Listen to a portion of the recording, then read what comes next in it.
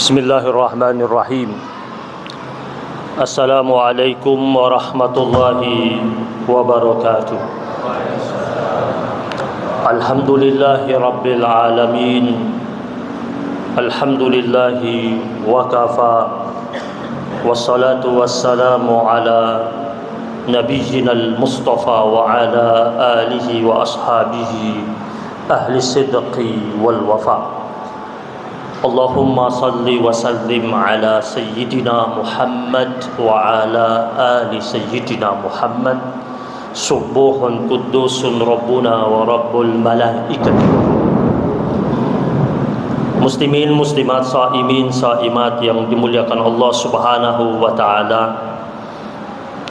Dalam kitab yang ditulis oleh Al-Imam Ibn Qayyim, Al-Wabilus Sayyid, ada salah satu bab yang beliau angkat, yaitu bab al-hathu ala dzikri khalfas salat, tentang anjuran untuk berzikir sesudah solat. Di situ beliau mengangkat hadis Nabi, kejadian yang dialami oleh sahabat-sahabat Nabi. Sahabat-sahabat Nabi yang miskin datang kepada Nabi mengeluhkan tentang amalan mereka yang tak mampu mengejar amalan sahabat-sahabat Nabi yang kaya. Yang miskin ini datang ke Nabi mengadu kepada Nabi, "Ya Rasulullah, kami tak mampu mengejar amalan orang-orang yang kaya itu, karena setiap orang-orang kaya itu mengeluarkan hartanya fi sabilillah, kelipatannya itu berlipat-lipat." Lalu Rasul sallallahu alaihi wasallam mengabarkan kepada mereka, kata Nabi, "Maukah kalian aku ajarkan amalan yang kalau kalian lakukan, kalian akan mendapatkan pahala seperti orang yang berinfak fi sabilillah?" Kata sahabat-sahabat Nabi yang miskin ini, mau. Lalu kata Rasul, "Alaikum bidzikri khalfa kulli salatikum." Hendaklah kalian berzikir di setiap kali akhir solat kalian. Lalu singkat cerita, sahabat-sahabat Nabi yang miskin ini setiap kali selesai solat mereka berzikir. Di saat mereka berzikir, mereka melihat ke kiri, ke kanan, dan ke belakang. Ternyata sahabat-sahabat Nabi yang kaya pun setelah selesai solat juga berzikir. Akhirnya sahabat-sahabat Nabi yang miskin ini kembali datang menjumpai Rasulullah sallallahu alaihi wasallam dan berkata, "Ya Rasulullah, kami datang lagi kepadamu karena ada yang ingin kami adukan padamu." Kata Nabi, "Apa lagi?" Kata mereka, "Kami lihat sahabat-sahabatmu yang kaya juga ternyata selesai sholat berzikir." Nabi tersenyum, dan Rasulullah sallallahu alaihi wasallam kemudian bersabda di hadapan sahabat-sahabatnya itu, "Jika demikian kalian tidak akan mampu mengejar amal mereka, kaya, berinfak, lalu berzikir setiap selesai sholat." Jamaah yang dimuliakan Allah subhanahu wa ta'ala, dari riwayat hadis ini menggambarkan kepada kita betapa hamba Allah yang Allah titip harta yang begitu banyak, lalu harta tersebut dia pakai di jalan Allah subhanahu wa ta'ala, dikeluarkan dalam bentuk sedekah atau infak atau zakat, dia akan mendapatkan limpahan pahala yang berlipat-lipat dari Allah subhanahu wa ta'ala. Di dalam Al-Quran kita menemukan kata harta disebut dengan mal, juga ada kata harta disebut dengan kata khair. Innahu lihubbil khairi lasyadid. Allah mengatakan ada orang-orang yang sangat mencintai kata al-khair, lihubbil khairi. Di situ kata khair di sini adalah harta. Karena sebenarnya kenapa harta disebut dengan kata khair, sedangkan khair itu biasa dipakai untuk mengartikan baik? Karena sejatinya harta itu baik, karena dia datang dari yang maha baik, Allah Subhanahu wa ta'ala. Dan orang yang menggunakannya dengan cara-cara baik tentu akan mendapatkan limpahan kebaikan dari Allah Subhanahu wa ta'ala. Kita temukan dalam Al-Quran, setiap kali Allah berbicara tentang harta, Allah menyebutnya dengan bentuk jamak. Jarang sekali Allah menyebut dalam bentuk tunggal atau mufrad. Kalau tidak kata amwalukum amwaluhum, harta kalian harta mereka, harta mereka harta kalian. Apa hikmah yang terkandung di dalamnya? Menunjukkan kepada kita bahwasanya di setiap harta yang kita miliki ini ada hak orang lain yang sedang Allah titipkan kepada kita. Ada beberapa kali dalam Al-Quran Allah menggunakan kata tunggal tentang harta, dan setiap kali Allah menggunakan kata tunggal pasti konotasinya negatif. Seperti Allah menyatakan tentang hartanya Abu Lahab, ma aghna anhu maluhu wa ma kasab, bahwasanya seluruh harta yang dia miliki, harta yang dimiliki oleh Abu Lahab itu tak mampu untuk menolong dia. Segala macam bentuk perniagaannya, usahanya tak bakal menyelamatkan dia di hari akhir.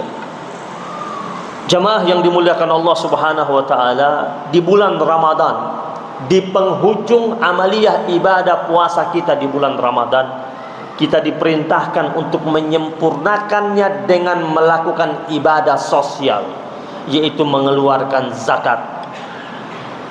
Dan Rasul sallallahu alaihi wasallam bersabda, hassinu amwalakum bizzakah wadawu mardakum bisadaqah wa a'iddu lil bala biddu'a. Bentengilah harta kalian dengan zakat, kata Nabi. Obatilah penyakit kalian dengan sedekah, dan persiapkanlah diri kalian untuk menyongsong bala atau musibah dengan doa. Yang pertama Nabi sebut hassinu amwalakum bizzakah. Bentengilah harta kalian dengan zakat. Artinya, jika kita menginginkan harta kita ini betul-betul bakal dijaga oleh Allah Subhanahu wa ta'ala, maka betul-betul pula kita mengeluarkan zakat. Bahkan para ulama menyatakan kenapa di dalam Al-Quran setiap kali Allah berbicara tentang solat digandeng dengan kata zakat, tak pernah terpisahkan. Karena orang yang rapi solatnya pasti rapi zakatnya. Ulama mengatakan orang yang solat 5 waktu dengan sebaik-baiknya tetapi tidak mengeluarkan zakat seperti orang yang solat tanpa rukuk dan sujud, berarti batal dan gagal solatnya di hadapan Allah Subhanahu wa ta'ala. Ada sebuah kisah di zamannya para sahabat Rasulullah sallallahu alaihi wasallam di bulan Ramadan, ketika sahabat-sahabat Nabi sedang beriktikaf di Masjid Nabawi, hampir 14 abad yang lampau. Ketika di dalam masjid tersebut, Abdullah ibnu Mas'ud, salah seorang sahabat Nabi, di tengah-tengah sedang iktikaf, dia melihat ada seorang yang ada di Masjid Nabawi. Dia duduk beriktikaf, tapi sepertinya tubuhnya di masjid, tetapi alam fikirannya tidak dalam masjid. Abdullah ibnu Mas'ud menyaksikan orang ini penuh dengan keresahan di wajahnya.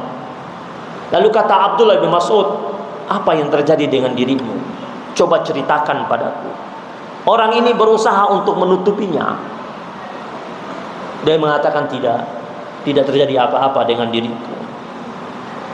Terus dari malam pertama iktikaf sampai malam kedua, malam ketiga, di malam yang ke-27 di dalam Masjid Nabawi, Abdullah bin Mas'ud masih melihat orang itu masih ada. Dan dia dekati orang tersebut, dia katakan, coba kau jujur kepadaku, ceritakan kepadaku apa yang sedang terjadi pada dirimu, karena aku menyaksikan wajahmu menggambarkan tentang kesedihan. Lalu orang itu akhirnya jujur sama Abdullah bin Mas'ud. Dia mengatakan, sebenarnya saya tidak berniat serius untuk iktikaf. Saya berada di dalam masjid ini karena saya sedang menghindar kejaran para penagih hutang. Rumah saya telah disita. Istri dan anak saya titipkan ke rumah mertua saya. Hutang saya masih banyak.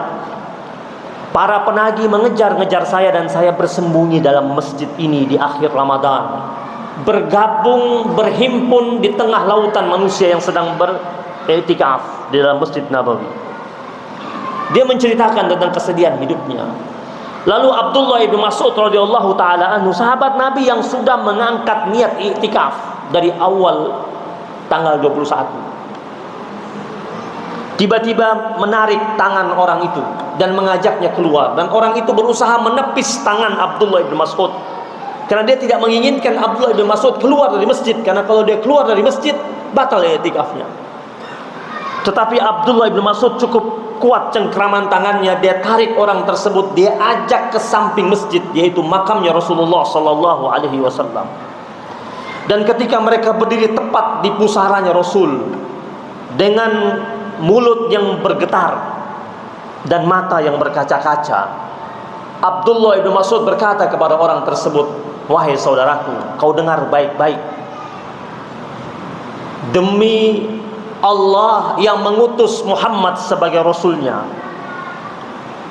orang yang terbaring di bawah bumi kota Madinah ini, yaitu Rasulullah sallallahu alaihi wasallam, pernah berucap kepada aku," Abdullah bin Mas'ud sambil berkata, "Ya Abdullah bin Mas'ud, engkau membantu kebutuhan dan hajat saudaramu yang sedang kesusahan jauh lebih baik, jauh lebih istimewa ketimbang engkau beriktikaf di dalam masjidku ini, Masjid Rasulullah, Masjid Nabawi, 40 tahun lamanya." Lalu kata Abdullah bin Mas'ud, "Mari, saya akan ajak engkau keluar. Aku batalkan iktikafku demi mengikuti sabda Rasulullah sallallahu alaihi wasallam. Aku akan menolong segala macam bentuk kebutuhanmu dan aku akan selesaikan hutangmu, karena itu jauh lebih baik daripada beriktikaf di Masjid Nabawi selama 40 tahun berturut-turut." Maka jamaah yang dirahmati Allah Subhanahu wa taala, Islam adalah agama yang menegakkan hubungan dengan Allah dan hubungan dengan manusia. Islam adalah agama yang memerintahkan kita untuk meningkatkan daya kesalehan kita dua sekaligus, yaitu saleh secara spiritual dan saleh juga secara sosial. Jangan sampai kita asyik dengan kesalehan kita secara spiritual tetapi gugur secara sosial. Alangkah disayangkan, kita sering saksikan di masjid, banyak orang datang sholat di masjid ini, bergabung, bertemu dengan sahabat-sahabatnya, saudara-saudaranya sesama muslim, sesama mukmin. Tetapi dari awal dia masuk masjid ini sampai dia keluar, tak ada senyum sama sekali, tak ada salam-salaman satu dengan yang lainnya. Ini masjid rumah Allah, kenapa anda masuk di masjid ini dalam keadaan cemberut, dalam keadaan tanpa senyum sampai anda keluar? Bertahun-tahun anda sholat di masjid ini, tapi anda tidak mengenal jamaah masjid yang satu masjid dengan anda. Sholat subuh berjamaah sampai 10 tahun, tapi tidak kenal siapa samping kiri, samping kanan kita. Kemanakah kesalehan sosial kita? Dan zakat yang diperintahkan oleh Allah Subhanahu wa ta'ala menumbuh kembangkan kesalehan sosial kita itu. Dan mereka yang berzakat, kata Rasul, Allah akan bentengi harta mereka, Allah akan jaga harta mereka, Allah akan rawat harta mereka. Dan tidak ada seorang hamba Allah yang mengeluarkan sesuatu di jalan Allah kecuali Allah bakal menggantinya. Di mana Allah berfirman, "Wa ma anfaqtum min syai'in fahuwa yukhlifuh." Apa saja yang kalian infakkan, dia Allah bakal segera ganti. Allah menggunakan redaksi present tense, fi'il mudhari', yukhlifuh, segera ganti. Sebelum diganti di akhirat, bakal diganti oleh Allah Subhanahu wa ta'ala di dunia. Dan digantinya ad'afan mudha'afatan, digantinya berlipat-lipat dan berganda-ganda dari Allah Subhanahu wa ta'ala. Maka jemaah yang dirahmati Allah Subhanahu wa ta'ala, kita beriktikaf, kita ingin menjemput Lailatul Qadar, sesuatu perbuatan yang baik. Tetapi jangan sampai dengan kita beriktikaf tetapi kita mengenyampingkan ibadah-ibadah sosial kita. Jangan sampai kita sibuk dengan ibadah pribadi kita, tetapi kita mencampakkan hubungan silaturahim dengan orang-orang terdekat yang berada di sekitar kita. Kita berharap Ramadan kita tahun ini jauh lebih baik, lebih mulia, lebih indah, lebih sempurna, lebih barakah daripada Ramadan kita tahun-tahun sebelumnya. Dan kita menginginkan mudah-mudahan Allah perkenankan kita bersua dengan malam Lailatul Qadar, malam yang jauh lebih baik daripada 1000 bulan. Allah hadirkan dimensi takwa dalam kehidupan kita. Allah payungi kita dengan Idul Fitri, kembali kepada fitrah kita yang indah di hadapan Allah Subhanahu wa taala. Terakhir, seluruh tatanan ibadah yang sedang kita jalani, Allah perintahkan kita atas nama cinta. Dan kita sebagai hambanya, hak baiknya dan harusnya menjalankannya dalam bentuk cinta yang besar kepada Allah Subhanahu wa taala. Dalam sebuah hadis qudsi, Allah Subhanahu wa taala berfirman, "Yabna Adam, wahai anak Adam, ana laka muhibbun, aku Allah sungguh sangat mencintaimu. Fabi haqqi 'alaika kun li muhibba." Maka demi hak aku Allah atas dirimu, jadikanlah aku Allah yang paling sangat kau cintai. Allah sudah hadirkan lebih dahulu cinta itu kepada kita. Sekarang ini Allah sedang menanti haknya Allah, artinya kewajiban kita atas Allah Subhanahu wa taala yang Allah minta pada kita setiap saat. Fabi haqqi 'alaika, demi hak aku Allah atas dirimu. Kun li muhibba, jadikanlah aku Allah yang paling sangat kau cintai. Ketika kita beribadah semata-mata cinta kita kepada Allah Subhanahu wa taala, semata-mata rindu kita kepada Allah Subhanahu wa taala, yakinlah berarti kita sedang menunjukkan nilai keimanan kita yang baik. Karena Allah berfirman, walladzina amanu asyaddu hubban lillah, dan orang-orang yang beriman mereka memiliki cinta yang begitu dahsyat, yang begitu kuat, yang begitu hebat kepada Allah Subhanahu wa taala. Semoga Allah memberkahi kita semuanya. Rabbana taqabbal minna innaka antas samiul alim wa tub alaina ya maulana innaka antat tawwabur rahim.